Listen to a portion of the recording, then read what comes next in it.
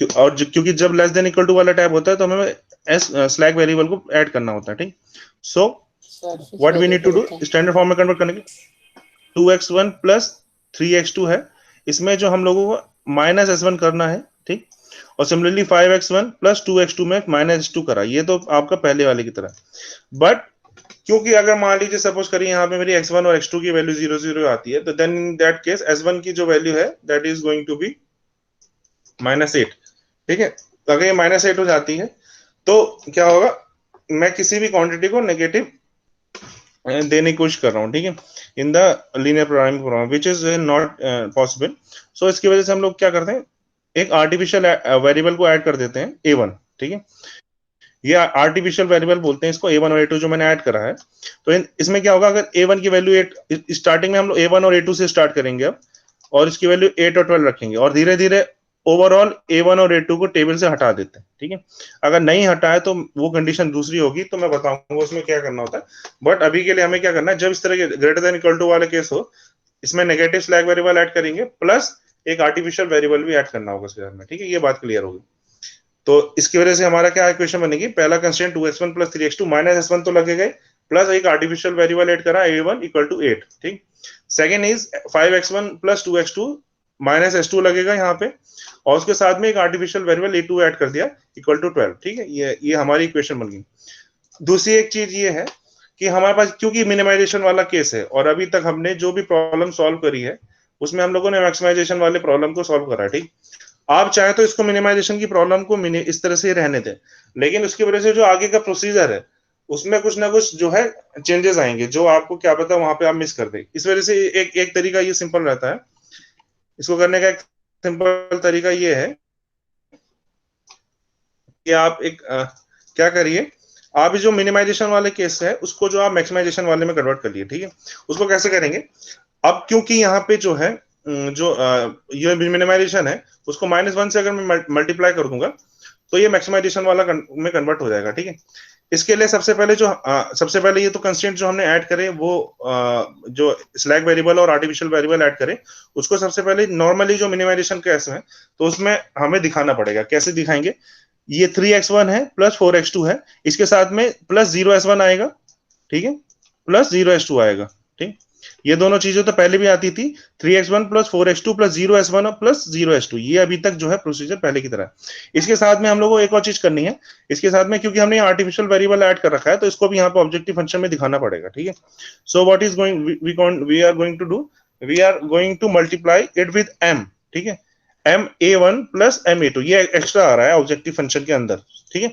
तो नाउ अब हमारा ऑब्जेक्टिव फंक्शन क्या होगा, 3x1 plus 4x2, 3x1 plus 4x2 ये तो पहले की तरह है, 0s1 प्लस 0s2 क्योंकि हमने यहाँ पे ऐड करा है, और साथ में m into a1 plus m into a2, ठीक है। अब अगर मान लीजिए सपोज करिए ये तो आपका ये ऑब्जेक्टिव फंक्शन बन गया, मान लीजिए a1 और a2 की लास्ट में, ठीक है, a1 और a2 की कोई वैल्यू आती है तो वो इस ऑब्जेक्टिव फंक्शन में रह जाएगा जो कि हमने आर्टिफिशियली इसमें रखी है, ठीक है। तो इसका मतलब ये है कि वो उस चीज को हम लोग जो है ऐड करने की कोशिश कर रहे हैं जो है ही नहीं, क्योंकि आर्टिफिशियल वेरिएबल है जो हमने अपने हिसाब से a1 और a2 का ऐड करा है, तो ये लास्ट में आने नहीं चाहिए, ठीक है। इसका मतलब ये है कि लास्ट में हमारी a1 और a2 की वैल्यू नहीं आनी चाहिए। अगर ऐसा नहीं हुआ तो हमारा सोल्यूशन ही नहीं निकलेगा, ठीक। तो हम लोग ये देखेंगे लास्ट में हम कोशिश ये रहती है कि a1 और a2 जो है सिंपलेस्ट टेबल के अंदर से हट जाए, ठीक।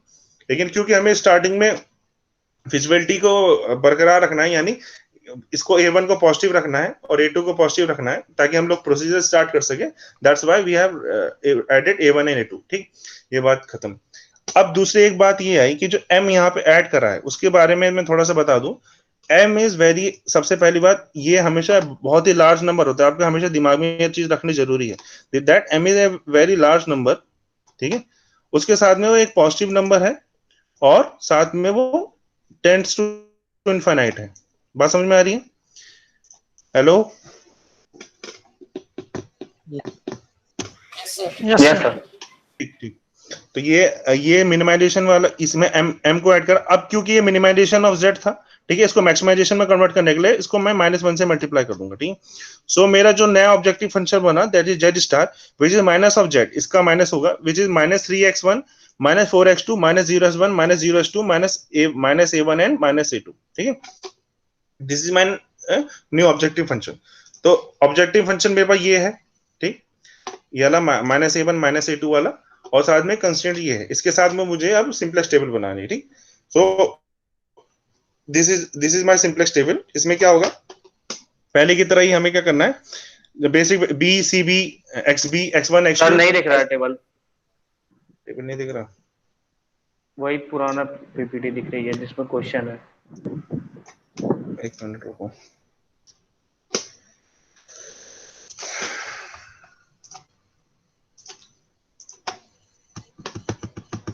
मेरा माउस चलते हुए दिख रहा है? हेलो, मेरा माउस यस चलते हुए सर। दिख रहा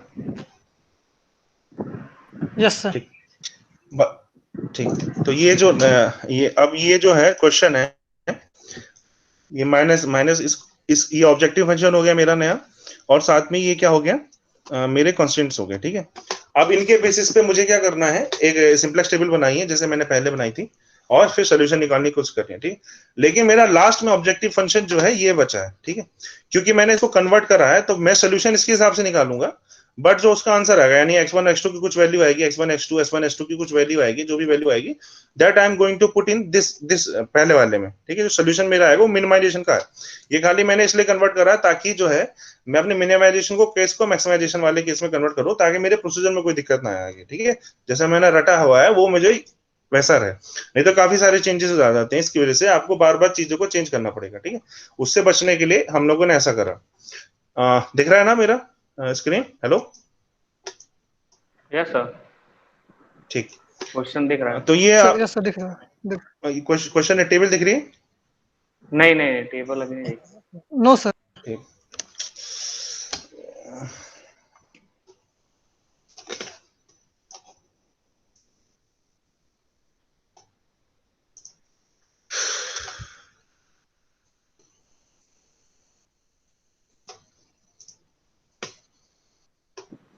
सर ये तो हर सेकंड गड़बड़ हो रहा है।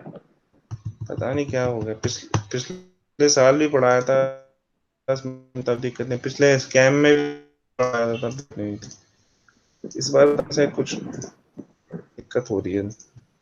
चलो देखो, अभी नहीं तो अगर एक दो दिन में अगर ये चीज प्रॉब्लम सॉल्व नहीं होती है तो फिर जूम को ट्राई करेंगे, ठीक। अभी दिख रहा है? Yes sir. Hello, yes sir. Yes sir. Table yes दिख सर रही है? दिख रहा है। ठीक। Yes sir. तो हमारे पास क्या है, ये b है सबसे पहले, फिर cb है, फिर xb है, x1 है, x2 है, s1 है, s2 है, a1 a2 जो एक्स्ट्रा ऐड कर रहे हैं, ठीक है।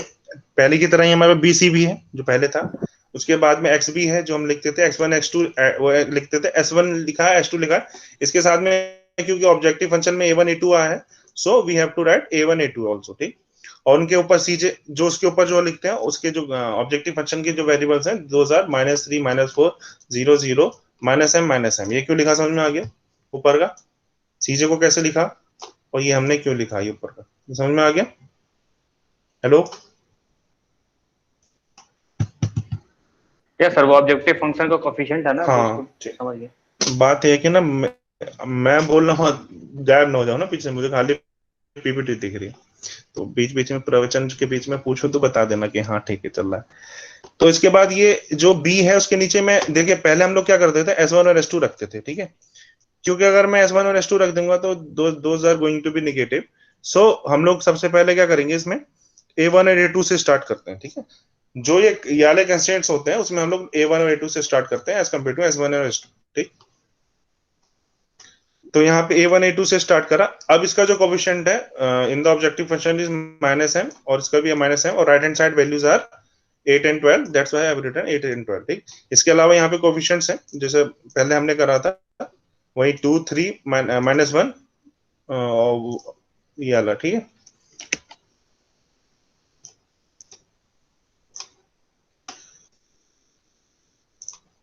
तो ऑब्जेक्टिव फंक्शन हमारा क्या बना, द ऑब्जेक्टिव फंक्शन सॉरी, ये जो हमारे कोफिशिएंट्स आएंगे 2 3 -1 0 1 और 0, ये कैसा है, देखिए यहाँ पे 2 3 है, -1 इसकी वजह से है, S2 है नहीं, तो that is going to be contributing 0, A1 का कोफिशिएंट इज 1 और A2 का कोफिशिएंट इज 0, ठीक है। तो दैट्स व्हाई 2 3 माइनस 1 0, S2 है नहीं, जैसे 0, A1 का कोएफिशिएंट इज 1 एंड A2 का कोएफिशिएंट इज 0, ठीक है, that's why it is written here. Similarly जो हम लोग नीचे दूसरे वाले कंस्ट्रेंट्स में जो है वो हमारा 5 है, 2 है, उसके बाद S1 की वैल्यू कितनी है यहाँ पे, that is going to be 0, S2 जो है -1 हो जाएगा, A1 की वैल्यू 0 हो जाएगी और A2 इज 1, ठीक। तो यहाँ पे 5 2 0 -1 0 1, ठीक। दिस इज जो पहले था वैसे है, ठीक। इसके बाद हम लोग क्या करना है, जेड निकालना है, जैसे हमने पहले निकाला था, सीबी मल्टीप्लाई बाई पहले ये वाले रो इनका एडिशन, फिर सीबी मल्टीप्लाई दिस रो उनका एडिशन, फिर ऐसे ये वाले रो, ऐसे ये वाला रो, ऐसे ये वाला रो और फिर ऐसा ये वाला रो, ठीक है। तो हम लोग को जैसे पहले करना था, जेड से हमने निकाल लिया, ठीक। तो this is your -7m -5m m -m and m -m, ठीक। अब इसमें थोड़ी सी जो कॉन्सेप्ट है वो उसकी बात आ रही है कि जो m है आपका, जो m इज, हम जैसे मैंने बताया, it is a very large number, ठीक है। m is a very large number जो कि लगभग इनफाइनाइट की तरफ को टेंड कर रहा है, ठीक। सो सीजे माइनस जेड जब हम निकालेंगे, that is going to be, यहां तक समझ में आया सीजे माइनस जेड कैसे निकालते हैं, पहले जैसे सिंपलेक्स मेथड में निकालते थे वही हम लोग कर रहे हैं। इसमें बस अंतर ये है कि A1 A2 एक्स्ट्रा आ रहा है। इसके बाद हमने 7m-3 5m -4 -m 0 0, ये आप निकाल लेंगे कैलकुलेशन, इसमें कोई दिक्कत है क्या अभी तक? सीजे माइनस जेड कैसे निकालते हैं हम लोग? Hello no hello, sir. C j minus z निकालना आ गया है कि अभी नहीं? हाँ जी सर। कंफ्यूजन है उसमें। तो हमने जैसे पहले जैसे सिंपलेक्स मेथड में सीजे माइनस जेड निकाला था, which is going to be C J is -3 and Z is -7m। ये -7m कैसे है? -m multiply by 2 plus -m multiply by 5, तो ये -7m आ गया, ठीक है, इन दोनों का एडिशन करके, ठीक। उसके बाद मैंने क्या निकाला, सीजे माइनस जेड से निकाला, तो this is going to be, क्योंकि ये माइनस माइनस प्लस हो जाएगा, तो 7m -3, ठीक है। सिमिलरली ये 5m -4 -m 0 0। अब देखिए यहाँ पे A1 और A2 है, ठीक है, A1 A2 के नीचे 0 0 आ गए, ठीक। ये हमेशा आने ही चाहिए, ठीक। इसका इसका कोई उपचार नहीं है, अगर ऐसा नहीं आ रहा तो मैं पहले ही बता चुका हूँ, आप कहीं मिस्टेक कर रहे हैं, ठीक। अब आपको इसमें से मैक्सिमम क्या करना होता है, सीजे माइनस जेड में सारे के सारे जब तक नेगेटिव ना हो जाए या तो और जीरो ना हो जाए, तब तक आपको प्रोसीजर को आगे फॉलो करते रहना होता है, ठीक। तो इसी चीज का हमें ख्याल रखना है। उसके साथ में एक चीज का और ख्याल रखना है कि m is a very large number, ठीक है। m is a very large and tending toward infinity, यानी ये बहुत बड़ा नंबर है और ये इन्फिनिटी की तरफ टेंड कर रहा है, ठीक। तो मैं अगर यहाँ पे 7m लिख रहा हूँ, ठीक है, तो -3 कर रहा हूँ, और दूसरे यहाँ पे मेरे पास 5m -4 है, ठीक है। तो इन दोनों में से बड़ा कौन सा होगा? This 7m -3 is going to be greater, ठीक। अगर यहाँ पे 7m -10 भी होता then 7m is going to be greater than 7m -10, तब भी जो है 5m -4 से बड़ा होता है, ठीक। इस चीज का बड़ा ख्याल रखना कि जो m है वो हमारा बहुत बड़ा नंबर है as compare to your other number, ठीक। इवन यहाँ पे मैं 7m -100 भी लिखूंगा तो ये जो है ओवरटेक कर जाएगा इन सबको। तो यहाँ पे क्या है, 7m -3 है, ये -m तो पहले ही नेगेटिव हो गया, तो इसका कोई बात नहीं होगा, 0 0 हो गया है तो इसकी बात नहीं है। इन दोनों में कंपटीशन है 7m -3 में और 5m -4 में, इन दोनों से बड़ा कौन सा होगा? तो 7m -3 is going to be a greater one, ठीक है। इस चीज को बड़ा दिमाग से सोचना है, क्योंकि m, जैसे फिर से बता रहा हूँ, m is a very large number, इसको आपको दिमाग में रख के जो है आगे का प्रोसीजर को फॉलो करना, ठीक। तो दिस इज जो याली जो ये आपका की कॉलम बन जाएगा, जैसे पहले बताया, जो ग्रेटेस्ट नंबर होता है। अब क्योंकि ये की कॉलम बन गया, इसकी वजह से हमें क्या करना पड़ेगा, minimum x v upon x i निकालना पड़ेगा, जिसमें x i is greater than 0, ठीक है। एक्स आई की वैल्यू कैसी होनी चाहिए? ग्रेटर देन 0, जिससे डिवाइड कर रहे हैं उसकी वैल्यू ग्रेटर देन 0 होना जरूरी है, ठीक। तो 8 divided by 2 which is going to be 4, 12 divided by 5 which is 12 by 5, ठीक। इन दोनों में से 4 और 12 बाय 5 में से छोटा कौन सा होगा? ये देखिए 12 by 5 is going to be smaller one, क्योंकि ये कितना लगभग आएगा 5 इन द 5 टू 10, और ये 2 पॉइंट कुछ वैल्यू आएगी इसकी, ठीक है। तो this 12 divided by 5 is going to be smaller one as compare to your 4, ठीक। तो this is going to be your key row, और जैसे मैंने बताया 7m -3m वाला जो हमारा की कॉलम बन जाएगा, जैसे पहले हो रहा था। सिमिलरली हम लोग क्या कर देना है, इसके बाद हमें एक काम ही करना है कि 5 जो एलिमेंट है उसको सबसे पहले 1 बनाना है और उसके ऊपर वाले को 0 बनाना है, जैसे पहले पहले कर रहा था, ठीक। वो जो आप स्टेप कर लेंगे उसके बाद आपको इस तरह से टेबल मिलेगी, ठीक है। मैं ज्यादा उसमें डिटेल में नहीं जा रहा हूँ। अब आपका एंटरिंग वेरिएबल कौन सा होगा? विच इज x1, और आउटगोइंग वेरिएबल कौन सा होगा? A2, ठीक। क्यों हुआ, क्यों A2 आउटगोइंग के वेरिएबल का, क्योंकि ये की रो का पोर्शन है, और X1 एंटरिंग क्यों आ गई, ये की कॉलम का पार्ट है, ठीक। दिस इज योर कॉलम, और की एलिमेंट इज योर 5। इसको सबसे पहले 1 बना लिया हमने। 1 कैसे बनाएंगे इसको, इस वाले पूरे पूरे यहां से लेकर यहां तक 12 से लेकर यहां तक इसको हमने 5 से डिवाइड कर दिया, ठीक है।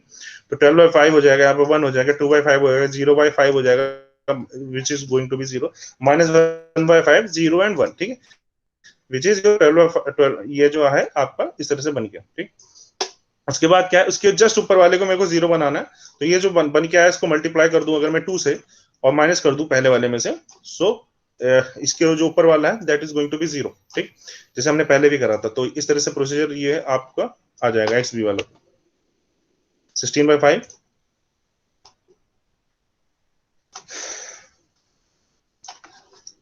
तो ये आपका आ गया। फिर से हम लोग को वही चीज करनी है, जेड से निकालना है, ठीक है। फिर सीजे माइनस जेड से निकालेंगे, तो ये कुछ इस तरह से आएगा। ये थोड़ा सा लंबा हो रहा था, इस वजह से मैंने ब्रैकेट बना के लिखा है, which is your 0 11/5m -14/5 -m 2/5m -3/5 0 -3/5m +3/5, ठीक है। इसमें से 0 0 क्यों, A1 के नीचे 0 होना है, विच इज दिस वन, और X1 के नीचे 0 होना है, ये पहले से हमें पता है। अब इसमें से बात ये आती है कि इसमें से की रो की कॉलम कौन सा बनेगा, तो competition is between this 2/5 m -3/5 and 11/5 -14/5। इन दोनों में से बड़ा कौन सा होगा, और 11/m/5 -14/5 है तो आपके पास, ठीक है। और इसके अलावा कौन सा, ये तो -m पहले ही बाहर हो गया, और -7/5m ये पहले, और दूसरा पहले ही बाहर हो गया, तो विच इज सेकंड जो आपके पास कॉम्पिटिशन में, दैट इज 2/5m -3/5, ठीक।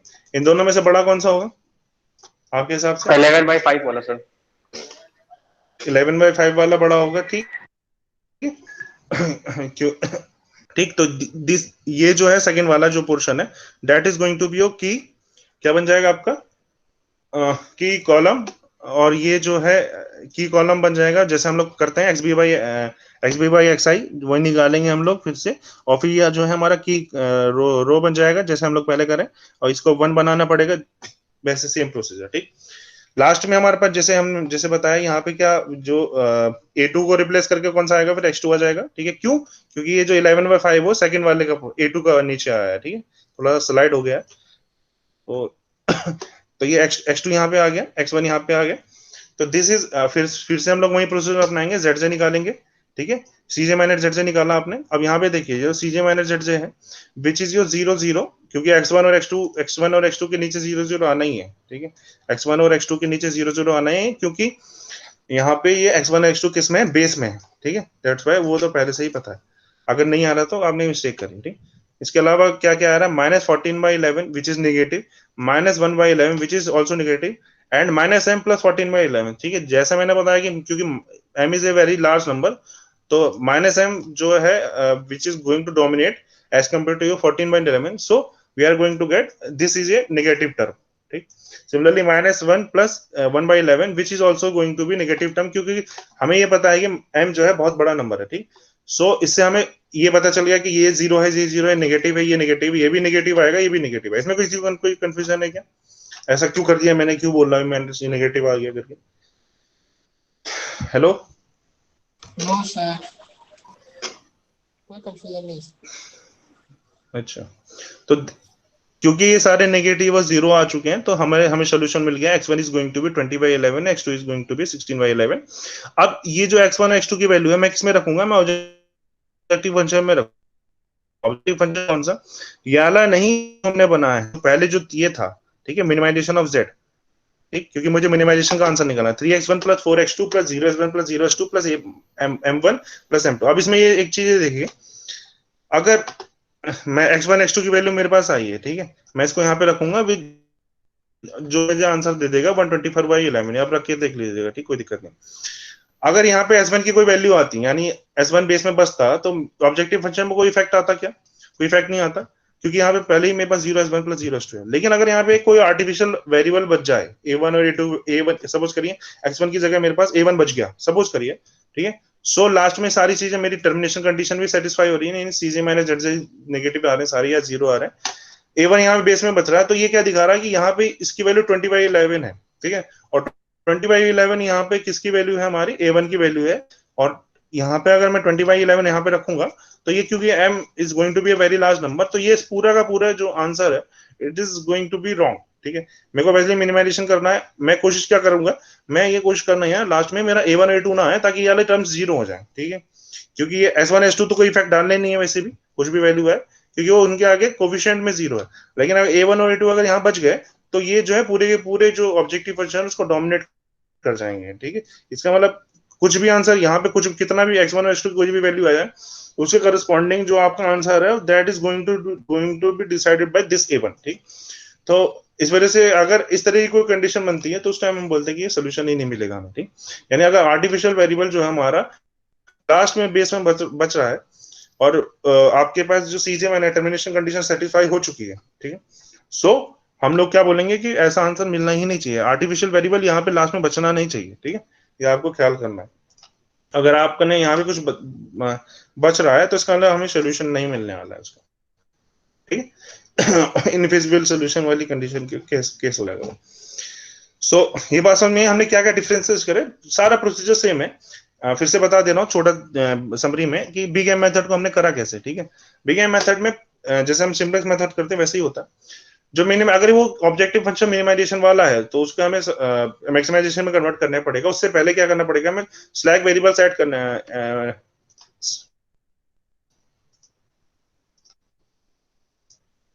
सबसे पहले हमें क्या करना पड़ेगा, स्लैक वेरिएबल्स को क्या करना पड़ेगा, इसमें से सबट्रैक्ट करना पड़ेगा। तो -s1 -s2 कर रहे हैं, उसके साथ में हमें क्या करा, इसमें एक्स्ट्रा हमने आर्टिफिशियल वेरिएबल ऐड करा। ऑब्जेक्टिव फंक्शन में एक्स्ट्रा m को m से A1 m A2 करा, आर्टिफिशियल वेरिएबल जो इंसर्ट करें। उसके अलावा जो ये जो ऑब्जेक्टिव फंक्शन बनाया उसको मिनिमाइजेशन से मैक्सिमाइजेशन वाले केस में कन्वर्ट करा, ठीक है। इसके बाद हमने क्या करा, यहाँ पे जो बेस है वहां पे A1 A2 से स्टार्ट करा, ठीक है। और प्रोसीजर करते करते गए जैसे हमारे को पता है, जैसे हम लोग कर रहे थे, ठीक है। और क्या है इसमें जो आपको एक चीज बड़े ख्याल से करनी है, जो m is very large number और टेंडिंग टूवर्ड इनफिनिट, इस चीज का ख्याल रखना है और उसके हिसाब से सीजे माइनस जेडजे को देखते रहना है, ठीक है। इसमें थोड़ा सा वो जरूरत पड़ेगा कि कौन सा बड़ा है कौन सा नहीं है, क्योंकि आपको एज ए कोई वैल्यू नहीं आएगी इसमें, ठीक है। m आ रहा है इसमें और उसको एक वेरी लार्ज नंबर कंसीडर करके रखना है आपको, ठीक है। तो उसके बेस पे आपको दिमाग मारना पड़ेगा। अगर यहाँ पे कोई सीधे टर्म आ रहे होते हैं -11/15 तो आप सीधे सीधे बता सकते हैं कौन सा बड़ा कौन सा छोटा कैलकुलेटर से, लेकिन यहाँ पे थोड़ा सा आपको ध्यान रखना पड़ेगा इस चीज का, ठीक है। वो डिफरेंस नहीं है, बस आर्टिफिशियल वेरिएबल ऐड कर रहे हैं, उसको ऑब्जेक्टिव फंक्शन में m से मल्टीप्लाई कर रहे हैं और इनिशियली हम A1 A2 रख के कर रहे हैं, ठीक है। ये चीज बड़ा ख्याल करिएगा, यहाँ पे S1 S2 से मत स्टार्ट करिएगा जैसे हम लोग पहले कर रहे थे, इसको मैं आर्टिफिशियल वेरिएबल रख के स्टार्ट करेंगे। This is a procedure for big M method. Sir अगर जेड माइनस सीजे करके सॉल्व करेंगे तो गलत होगा। कितना बराबर लड़कियों से कहाँ सोच सका था लोग नहीं ना, नहीं गेदा पकड़ ले हुआ जेड से मैंने जेड से माइनस, अरे अभिषेक अपना माइक ऑफ करो। अरे चिलवा कहाँ शहर जाते हटो, उसको म्यूट कर दीजिए, पता नहीं क्या है।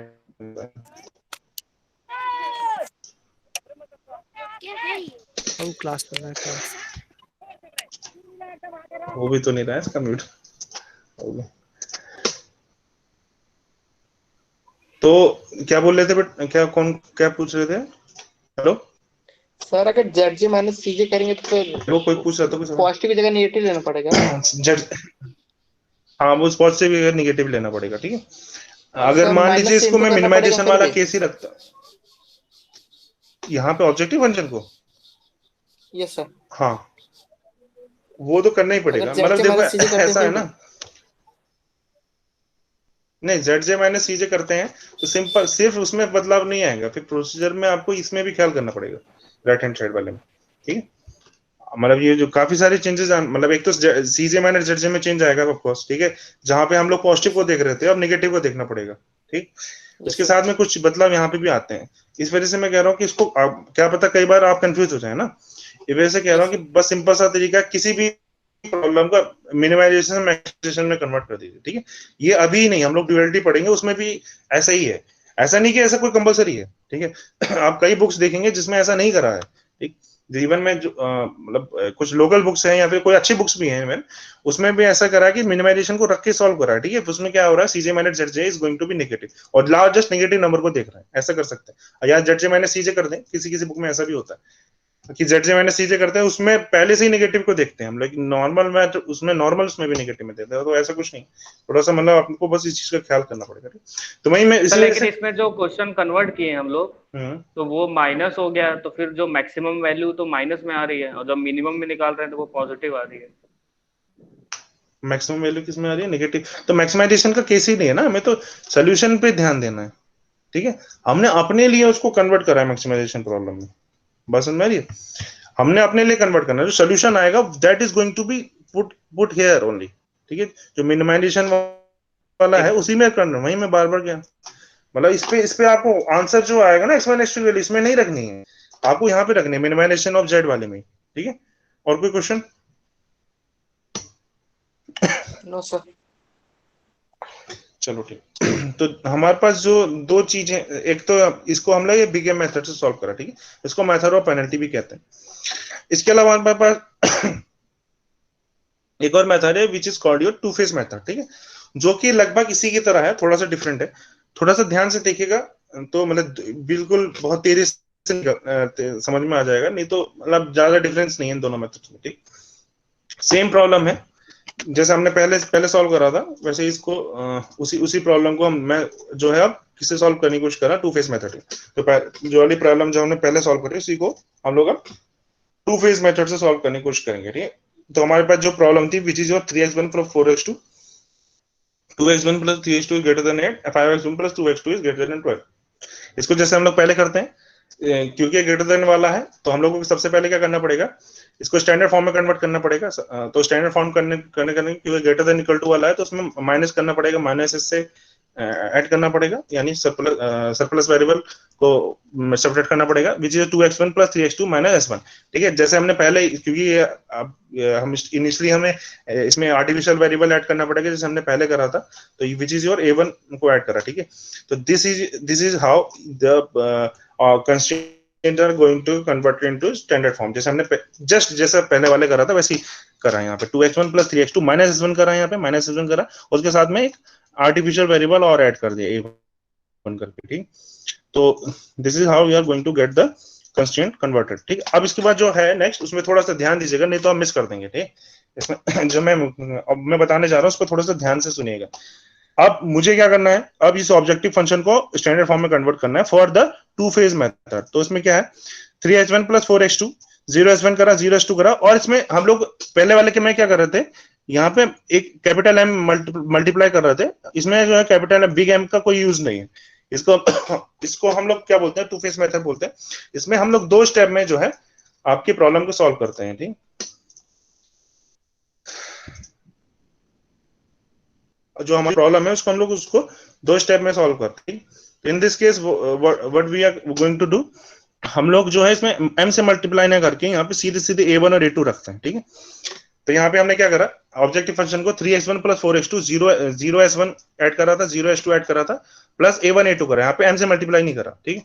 इसके बाद क्या करा, क्योंकि ये मिनिमाइजेशन वाला केस है तो इसको मैंने मैक्सिमाइजेशन वाले में कन्वर्ट करा, जैसे पहले करा था, multiply by, we are going to multiply by -1, ठीक है। इसको -1 से मल्टीप्लाई करो और यहाँ पे आपका मैक्सिमाइजेशन वाला केस बन गया है, यानी -3x1 -4x2 0s1 0s2 -a1 -a2, ठीक। जैसा पहला था।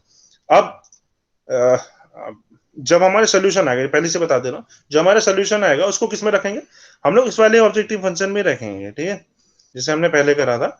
जो हमारा जो इनिशियल ऑब्जेक्टिव फंक्शन उसी में रखना है हमें। इसमें मैक्सिमाइजेशन जो आंसर आएगा, सपोज करिए x1 की वैल्यू 1 आई, x2 की वैल्यू 2 आई, तो हम लोग को किस में रखना पड़ेगा, ये मिनिमाइजेशन z वाले में रखना है, आपको भी मैक्सिमाइजेशन वाले में नहीं रखना, क्योंकि ये मिनिमाइजेशन की प्रॉब्लम है। हमने स्टार्टिंग में उसको आसान करने के लिए उसको पहले मैक्सिमाइजेशन में कन्वर्ट करके इसका ऑब्जेक्टिव फंक्शन कन्वर्ट करा, but answer is we are going to put in the minimization case only. अब सबसे पहले इधर ध्यान दीजिएगा, नहीं तो मिस कर देंगे इसको। अब क्या करना है, वैसे ही जैसे पिछली वाली टेबल बनाई थी, B C B X B x1 x2 s1 s2 a1 और a2, ठीक है। a1 a2 क्यों आया, जो आर्टिफिशियल वेरिएबल आपने ऐड करे, this is a1 a2, base में क्या बनेगा, a1 a2 बनेगा, ठीक है। अब इनके जो ऑब्जेक्टिव फंक्शन है, आपके पास जो ऑब्जेक्टिव फंक्शन है this which is this one, ठीक है, कौन सा है जो आपको सोल्यूशन में यूज करना है, विच इज योर -3x1, ठीक है, -4x2, 0s1 0s2 -1 -a1 -1 a2, ठीक है। इसमें क्या करना है आपको, ये जो भी कोफिशिएंट्स हैं आर्टिफिशियल के कोफिशिएंट्स के अलावा सबको आपको इनिशियली इसमें एक्चुअली क्या करते हैं हम लोग, टू फेज मेथड में हम लोग इसको 2 स्टेप में सॉल्व करते हैं, ठीक है। तो पहले स्टेप में हम लोग जो भी जो कोफिशिएंट है आर्टिफिशियल वेरिएबल के अलावा सबको 0 मान लेते हैं, ठीक है। यानी हमारा जो फर्स्ट फेज है, ठीक है, फर्स्ट फेज में हम लोग जो भी कोफिशिएंट हैं आपके उसमें सारे को 0 मान लेते हैं आर्टिफिशियल वेरिएबल को छोड़ के, ठीक है। फिर सेकंड फेज में उन बाकी सबको कंसीडर करते हैं और आर्टिफिशियल वेरिएबल को हटा देते हैं, ठीक है। तो बाकी सारे कोफिशिएंट जब 0 करूंगा तो हमारा ऑब्जेक्टिव फंक्शन बन जाएगा 0x1 -0x2 -0s1 -0s2 -a1 और -a2। इस चीज को समझ में आई आपको? हेलो, आवाज आ रही है? Yes sir, yes sir. तो इस वाले पहले स्टेप में क्या करा, बाकी सारे कोफिशिएंट को 0 कर दिया है, खाली आर्टिफिशियल वेरिएबल को माइनस रखा है, ठीक है। So what is going to be 0 0 0 0 -1 -1, ठीक है, ये आ गया समझ में। अब इसके बाद क्या है, ये a1 के कोफिशिएंट -1 है, विच इज जो -1 यहाँ पे है, और right hand side value is 8/12, बस ही करा हमने, ठीक। फिर हम लोग क्या करेंगे, सेम प्रोसीजर अपनाएंगे, इसको सॉल्व करने की कोशिश करेंगे। वहीं सीजे पहले जेड से निकालेंगे, ठीक है, ऐसे मल्टीप्लाई करके ऐड करके, ठीक है, जैसे हम लोग पहले प्रोसीजर कर रहे थे। फिर सीजे माइनस जेड से निकालेंगे, ठीक है। और ये सीजे माइनस जेड से कब तक निकालेंगे, जब तक ये प्रॉब्लम हमारी टर्मिनेट ना हो जाए, ठीक है। तो सीजे माइनस जेड से निकाला, ये इसमें 7 5 -1 -1 0 0 आ रहा है, ये इसमें जो maximum highest positive value which is 7, that's why this is your key, क्या बनाएगा, की रो की कॉलम बनाया, इसके बेसिस पे हमने की वो बना लिया। इसके बाद हमने क्या किया, 8/2 which is 4 and 12/5 which is 12/5, ठीक है। तो ये हमारा की रो बन गया, की कॉलम बन गया, इसके बेसिस पे 5 इज गोइंग टू बी की एलिमेंट। जैसे हम पहले करते हैं, इसको पहले 1 बनाएंगे, इसके ऊपर वाले को 0 बनाएंगे, वो करेंगे, ठीक। ये कब तक करेंगे, जब तक हमारी प्रॉब्लम टर्मिनेट ना हो जाए, ठीक है। ये चीज तो कर लेंगे ना, अब कंफ्यूजन, अब यहाँ a2 को रिप्लेस कर देगा x1 से, ठीक। तो यहाँ पे a2 की जगह x1 आ गया, और बाकी सारा जैसे हम लोग कर रहे थे वैसे होगा, ठीक है। सीजे माइनस जेड आया, इसमें फिर से हम हाईएस्ट वैल्यू देखेंगे, ये कब तक करते रहेंगे, जब तक कि हमारे सीजे माइनस जेड में या तो सारे 0 ना आ जाए या तो नेगेटिव ना आ जाए, ठीक है। अब हमारे इस केस में जब ये नेगेटिव में आ चुके हैं तो हमारा पहला फेज खत्म हो गया। ध्यान से सुनिएगा, जब ये सीजे माइनस जेड जो है हमारे इसके नीचे नेगेटिव आ चुका है, सो हमारा पहला फेज खत्म हो गया है। अब हम क्या करेंगे, अब हमारे पास जो कोफिशिएंट्स हैं, ठीक है, विच इज योर, देखिए हमने क्या करा था इनिशियली 0x1 -0x2 -0s1 और 0s2 करा था, और यहाँ पे x2 और x1 की वैल्यू 16/11 20/11 आ रही है। जब ये नेगेटिव है, नेगेटिव ये क्योंकि हमने ये पहले कोफिशिएंट 0 0 कंसीडर करके करा था, अब हमें इन कोफिशिएंट को रखना है, साथ में ये जो a1 a2 वाली जो मैट्रिक्स को हटा देना है, ठीक है। यहाँ से सिंपल है। तो हमारे पास ये देखिए, फिर से बता रहा हूँ, x2 x1 है, जैसे कि जैसे वैसे के वैसे उतार दिया x1 x2, ठीक है। इसके अलावा जो कोफिशिएंट है हमारे पास इनिशियली कोफिशिएंट क्या आते हैं, -3 -4 -s1 -s2 -1 और -1, ठीक है। तो हमारे पास क्या बना, जो x2 के कोफिशिएंट इज योर -4, तो हमने यहाँ पे -4 रख लिया सीबी की जगह, और -3, ठीक है। सेकंड ही फेज स्टार्ट हो गया। मैं फिर से बताऊं, यहाँ पे हमारा फर्स्ट फेज खत्म हो गया, सीजे माइनस जेड से, क्यों, हमारे सारे के सारे 0 आ गए हैं, नेगेटिव आ चुके हैं, ठीक है। This is your termination of first phase. इसके बाद हमारा सेकंड फेज में हमें क्या करना है, जो कोफिशिएंट्स थे उनको, यानी जो a1 a2 वाली लाइन है, ये जो दो है उसको हटा देना पूरी तरह से, ठीक है। तो हमारे पास S1 S2 है, a1 a2 वाला जो पोर्शन है वो पूरा हटा दिया गया है, ठीक। इसके अलावा जो उसके कोफिशिएंट्स है -3 -4 0 0, जो इनिशियल हमने हमारे ऑब्जेक्टिव फंक्शन में होने चाहिए थे, -3 -4 0 0, उसको हमने यहाँ पे रख लिया, -3 -4 0 0, ठीक है। इसके बेसिस पे x2 का कोफिशिएंट क्या आएगा, x2 का कोफिशिएंट है -4, सो हमने यहाँ पे -4 रखा और यहाँ पे -3 रखा, और बाकी सारी चीजें जैसी की जैसे उतार ली, 16/11 और 20/11, ठीक है। 16/11 और 20/11 जो जैसा था वैसे वैसे उतार लिया। 0 यहाँ पे 0 था, 0 1 -5/11 और 2/11, 1 0 2, इतने पोर्शन को हमने अलग से कर लिया, और उसके नीचे वाले को हमने पूरा डिलीट कर दिया, ठीक है।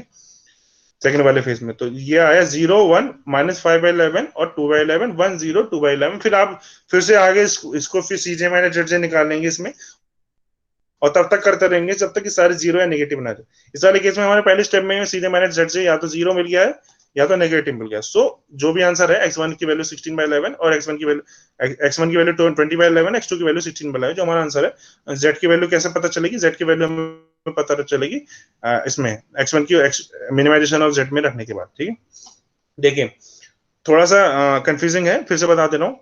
हेलो, आवाज आ रही है? सबसे पहले तो बताइए मुझे। Yes sir. ठीक, तो इसमें थोड़ा सा कंफ्यूजिंग है, फिर से बता दे रहा हूँ। देखिए, two phase method we are going to solve in 2 step. ठीक है, एक तो फर्स्ट फेज होगा, ठीक, और सेकंड फेज होगा। ठीक, इसमें हम लोग m का यूज नहीं करते सबसे पहले, जैसे बिग एम मेथड में हमने m को एक्स्ट्रा यूज करा था, इसमें नहीं करना। ठीक, बाकी सारी चीजें सेम है।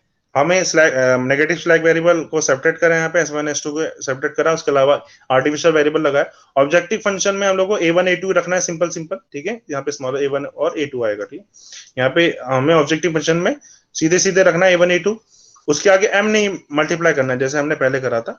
अब इसको क्योंकि मिनिमाइजेशन वाला कैसे मैक्सिमाइजेशन वाले में कन्वर्ट करा, और पहले फेज में क्या करना है, जो बाकी सारे जो आर्टिफिशियल वेरिएबल है उनके अलावा जितने भी कोफिशिएंट्स है सबको जीरो मार के पहला फेज स्टार्ट करा सॉल्व करना। ठीक, वो कब करते गए कब तक करते गए जब तक टर्मिनेशन कंडीशन नहीं आएगी।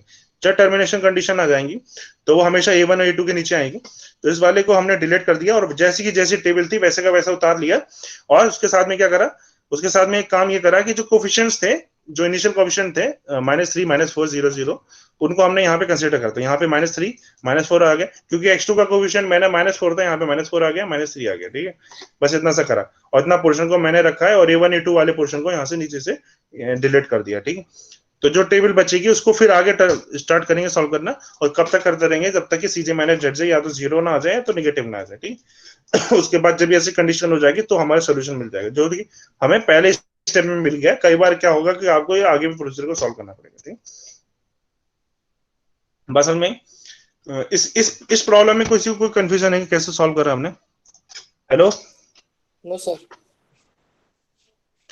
तो ये these are two methods by which we can solve the problem of greater than and equal to type वाले। ठीक, अगर मान लीजिए सपोज करिए मेरे पास ऐसा कुछ होता कि एक कंस्टेंट जो है लेस देन इक्वल टू वाला है, ग्रेटर देन इक्वल टू वाला है, तो जो पहला वाला है उसमें तो मैं आर्टिफिशियल वेरिएबल ऐड करूंगा। ठीक है, इसमें मैं आर्टिफिशियल वेरिएबल ऐड करूंगा, बट इसमें ऐड नहीं करूंगा। ठीक, और उसके बाद जो प्रोसीजर है सारा सेम रहने वाला है। ठीक, इसमें कोई प्रॉब्लम नहीं है। तो जनरली हम लोग जो कहते हैं कि ग्रेटर देन इक्वल टू के साथ में मिनिमाइजेशन वाला केस होना चाहिए था, वो मैंने पहले ही बता दिया। अगर ऐसा ना हो, अगर मैं लेस देन इक्वल टू वाला को रखूं यहाँ पे, तो आप x1 x2 की वैल्यू कितनी भी घटा सकते हैं। x1 x2 की वैल्यू कितनी भी घटा सकते हैं, इसकी वैल्यू आप जीरो कर सकते हैं। ठीक है, तो आंसर पहले लिख दीजिए। अगर ऐसा है कि सारे के सारे जो है लेस देन इक्वल टू वाले हैं, सारे के सारे पहले बोल रहा हूँ, सारे के सारे अगर लेस देन इक्वल टू वाले हैं और आपको मिनिमाइजेशन का केस है, तो आप सीधे उसका आंसर जीरो लिख दीजिए। सिमिलरली अगर मैक्सिमाइजेशन वाला केस है और सारे के सारे कंस्ट्रेंट्स आ रहा हो greater than equal to type, तो मैक्सिमाइजेशन का आंसर सीधे सीधे आप इनफाइनाइट लिख दीजिए। ठीक, तो इस वजह से क्या होगा, अगर मिनिमाइजेशन वाला केस है तो उनमें कोई ना कोई कंस्ट्रेंट इस तरह से होगा, एक कंस्ट्रेंट जरूर ऐसा होगा जिसमें ग्रेटर देन इक्वल टू वाला हो। ठीक है, अगर ऐसा नहीं है तो इसका मतलब वो आपको सीधे सीधे 0 0 मिल जाएगा। ठीक, इसको रिकैप कर लेते हैं। तो जो सिंपलेक्स मेथड मिनिमाइजेशन केस वाला, जो इसका मतलब मिनिमाइजेशन केस से मेरा मतलब है जिसमें constraints greater than equal to type वाले हैं, वो हम दो तरीके से सॉल्व कर सकते हैं। एक तो बिग एम मेथड से, टू फेज मेथड से। ठीक है, बिग एम मेथड में हम एक एक्स्ट्रा एम को ऐड करते हैं इन द ऑब्जेक्टिव फंक्शन, जिसको हमें आर्टिफिशियल वेरिएबल्स को साथ में, और उसको हमने लास्ट में हटाना होता है। ठीक, on the other end two phase method we are not going to use M. ठीक है, एम को हम लोग को यूज नहीं करना होता है, बट हम इसको दो फेज में सॉल्व करते हैं। ठीक है, और पहले वाले फेज में हम लोग ऑब्जेक्टिव फंक्शन में बाकी सारे आर्टिफिशियल वेरिएबल को छोड़कर सारे के सारे उनको जीरो बना देते हैं, और सेकंड वाले उसमें आर्टिफिशियल वेरिएबल के जो नीचे के हैं उनको सबको डिलीट कर देते हैं। ठीक, this is how we used to proceed for in case of simplex method. ये मैं आपको ये वाली ये जो दो हैं, ये मैं आपको भेज दूंगा। ठीक है, तो टेंशन लेने की जरूरत नहीं है। अगर आपको कोई कंफ्यूजन है तो अभी पूछ लो इन दोनों में, क्योंकि हम लोग अब धीरे धीरे जो है इस यूनिट के मतलब उसमें पहुंच रहे हैं, मतलब एंड पे। तो इन दो मेथड में कोई किसी को प्रॉब्लम है क्या, बिग मेथड या टू फेज मेथड में? कोई भी कंफ्यूजन हो तो पूछ लो अभी। आवाज आ रही है पहले ये बताओ। यस सर, आवाज आ रही है। हेलो, ठीक। इसमें कोई कंफ्यूजन है आप लोगों को? चलो एक बार सॉल्व करके देखना, ठीक है। कोई नेक्स्ट अगर कोई प्रॉब्लम हो तो नेक्स्ट वाले लेक्चर। हाँ मैं भेज दूंगा, असाइनमेंट भेज दूंगा, ठीक है। तो ये मैं आपको ये भी भेज दूंगा यार, ये जो है क्वेश्चन, ये जो मैंने सॉल्व करा उसको मैं भेज दूंगा, ठीक। अब इसके बाद हमारे पास क्या है, फिर से मैं जैसे है हमारे पास ये स्पेशल केसेस हैं, ठीक है। Special cases in simplex method, जैसे मैंने बताया था, हमने ग्राफिकल मेथड में स्पेशल केसेस देखे थे। इस ग्राफिकल मेथड में हमारे पास कौन कौन से स्पेशल केस थे, तो मुझे बताएगा। हेलो, ग्राफिकल मेथड में हमारे पास कौन कौन से स्पेशल केस थे? फिजिबल सॉल्यूशन, इनफिजिबल सॉल्यूशन, यही तो बताया था। और एक में तो हमारे पास जिसमें रीजन नहीं मिल रहा था, हमारे पास वही सब बताते थे। हाँ, रिडंडेंसी। हाँ रिडंडेंसी वाला था। रिडंडेंसी का मतलब है कोई ऐसा कंस्ट्रेंट जो कि आपके है और उसको हटाने के बाद भी कोई मतलब नहीं है उसका, मतलब सोल्यूशन पे कोई इफेक्ट नहीं डाले तो उसको रिडंडेंट यानी किसी काम का नहीं उसमें बोलते हैं, ठीक है। तो रिडंडेंसी एक कंडीशन है। उसके अलावा एक अल्टरनेट ऑप्टिमम था। अल्टरनेट ऑप्टिमम कब होता है कि जब दो लाइंस पैरेलल, ऑब्जेक्टिव फंक्शन की लाइन किसी कंस्ट्रेंट से पैरेलल होगी और वो किसी रीजन के अंदर, फिजिबल रीजन के अंदर आ रही होगी, तब ये कौन सी अल्टरनेट ऑप्टिमम वाले आएंगे। इसका मतलब जो भी बहुत सारे क्या कहते हैं पॉइंट्स पे आपको सेम सोल्यूशन मिलेगा, ठीक। अनबाउंडेडनेस का मतलब क्या है, आपको बाउंड्री नहीं मिल रही है लेकिन फिजिबिलिटी रीजन के अंदर है, यानी सारे के सारे कंस्ट्रेंट सेटिस्फाई कर रहे हैं बट वो रीजन ओपन, मतलब बाउंडेड नहीं है वो, मतलब रीजन जो है ग्राफ एक तरफ इनफाइनाइट की तरफ टेंड कर रहा है।